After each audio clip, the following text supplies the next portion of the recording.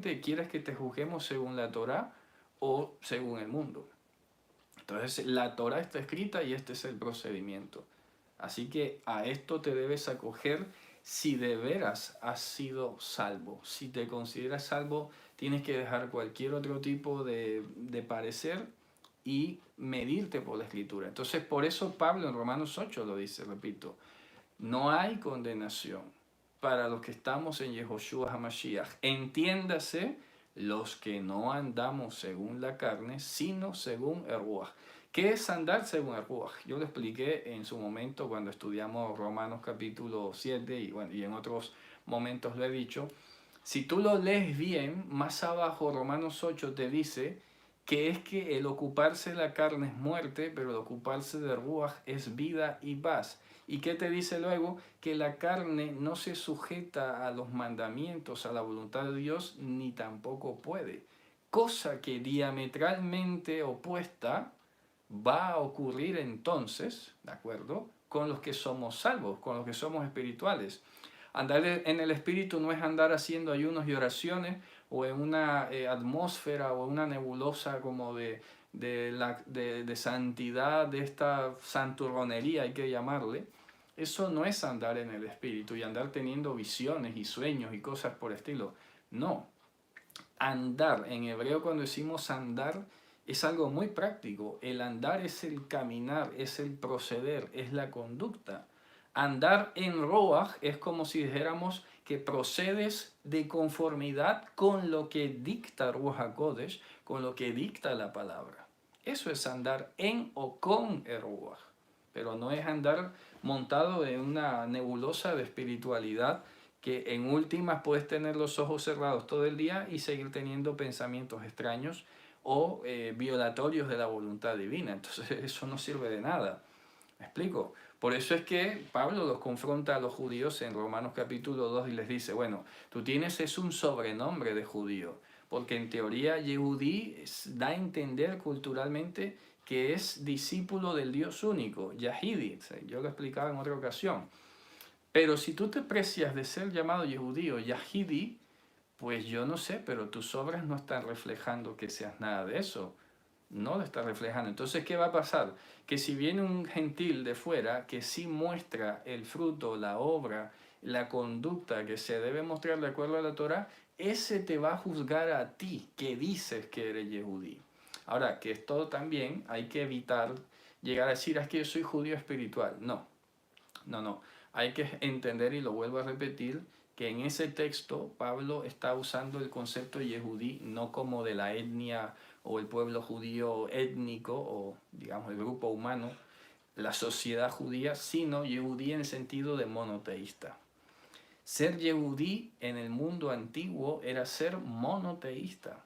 Era el único pueblo en todo el mundo que se tiene noticia era monoteísta. Y estamos hablando no solo de monoteísmo, sino del, tendríamos que decir, aletomonoteísmo, de aletos, que es verdad en griego.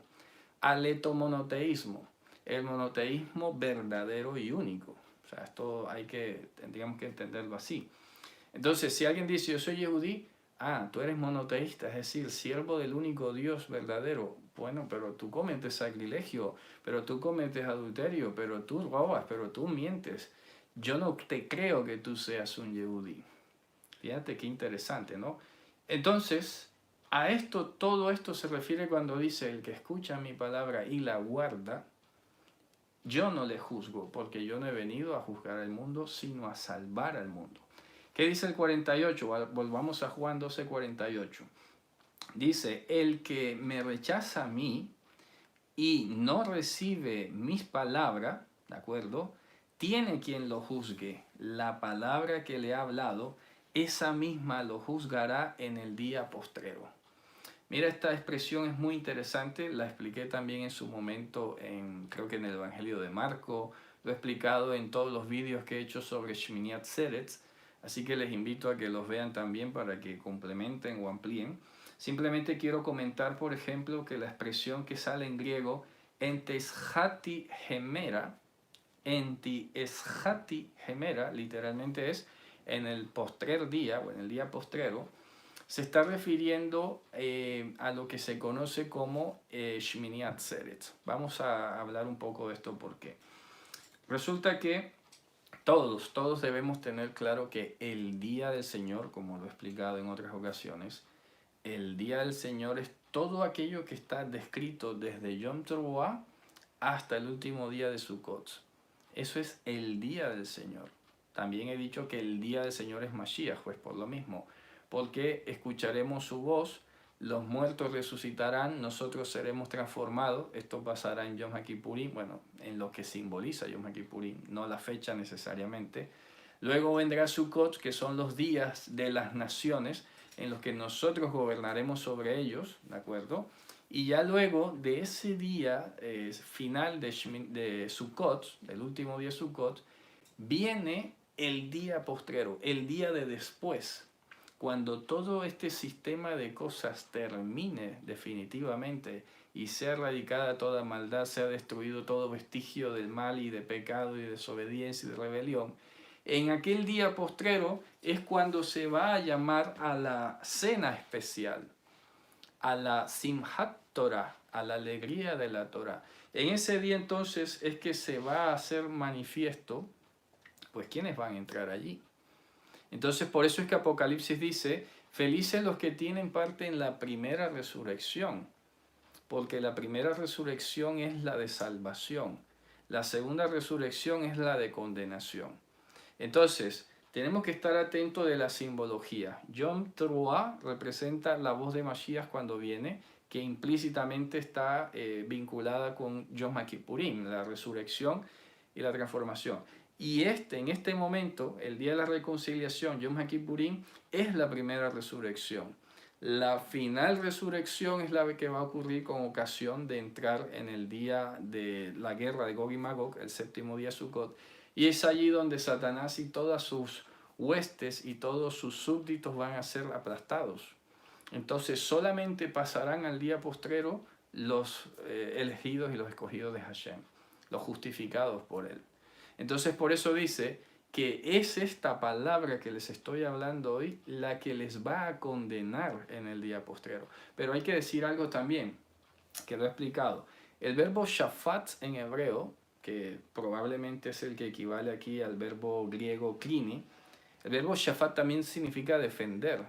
Es que en hebreo tenemos dos palabras que traducen juzgar, y por eso a veces es difícil explicar ciertos pasajes, ¿no? Y la gente tiene a veces también para completar un sentido del juicio como condenatorio en todo tiempo. Por eso algunas personas tienen tabú con el verbo juzgar. Pero voy a explicarlo de nuevo. El verbo shafat, de donde viene el libro de Shoftim, viene la palabra mishpatim. Este verbo shafat significa defender, defender la justicia, defender la verdad, defender la inocencia, defender la pureza, la limpieza. Es un sentido positivo. En cambio, el verbo dan es el verbo que se usa para condenar, para emitir sentencias condenatorias. ¿Me explico? Entonces, cuando dice, mi palabra será la que juzgue en aquel día, tiene los dos sentidos, porque es su palabra la que se ha cumplido en nosotros, la que nos declara justos y limpios delante de Él. Lo que acabo de decir ahora en Romanos 8, ya no hay condenación para nosotros. Pero esta misma palabra es juicio para todos aquellos que simplemente han mostrado ser siervos de Satanás.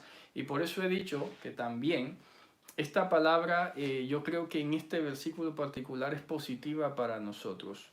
¿Me explico? Porque dice, ya nosotros hemos sido justificados por Él y no tenemos condenación. Pero esta palabra, repito, también va a condenar a los impíos en el día postrero.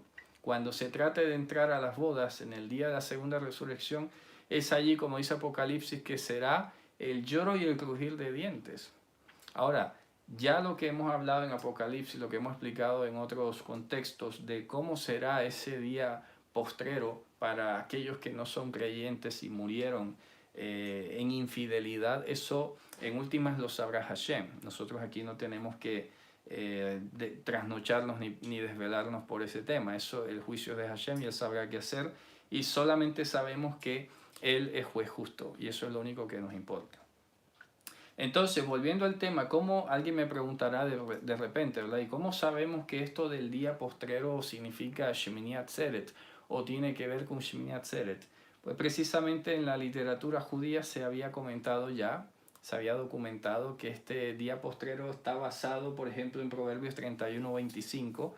Ustedes saben que Proverbios 31 está hablando de la mujer de combate, Eshet Hayil, y es o se ha tomado como una alegoría para Israel, por ejemplo. Una vez más, así como pasa en el Cantar de los Cantares, se utiliza mucho en Proverbios la figura de la mujer como la iglesia, llámese Israel, y dice que ella se reirá en